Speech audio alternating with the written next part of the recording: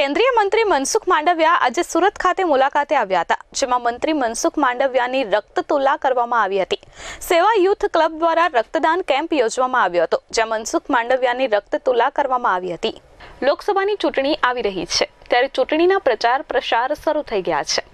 અનેક નેતાઓ અલગ અલગ શહેરોની મુલાકાત લઈ રહ્યા છે અને વિવિધ કાર્યક્રમોમાં ભાગ પણ લઈ રહ્યા છે।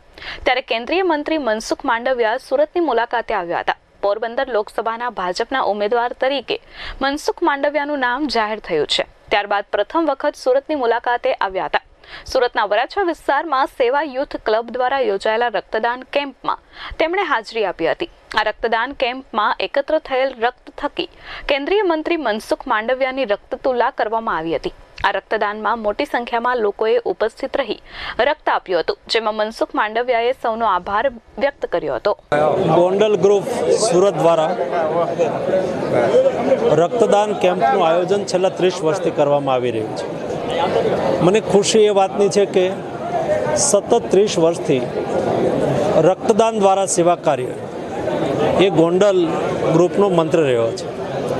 રક્તદાનથી નહીં કેવલ બીજાનું જીવન બચે છે, સાથે સાથે વ્યક્તિઓની અંદર બીજાને માટે ઉપકારક થવાની વૃત્તિ પણ કેળવાય છે।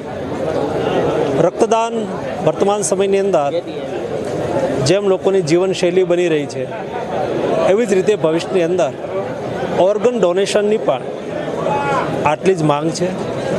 દેશની જરૂરતના પ્રમાણમાં ઓર્ગન ઓછા મળી રહ્યા છે, એવી સ્થિતિની અંદર આવા કાર્યક્રમોની અંદર લોકો ઓર્ગન ડોનેશન પ્રત્યે જાગૃત થાય, પોતે ભારત સરકારના નોટો દ્વારા બનાવવામાં આવેલા ઓર્ગન ડોનેશન પ્લેટફોર્મ પર જઈને ઓર્ગન ડોનેશન માટે રજિસ્ટ્રેશન કરાવે અને બીજાના જીવનને બચાવવા માટે ઉપયોગી થાય એ આવશ્યક છે।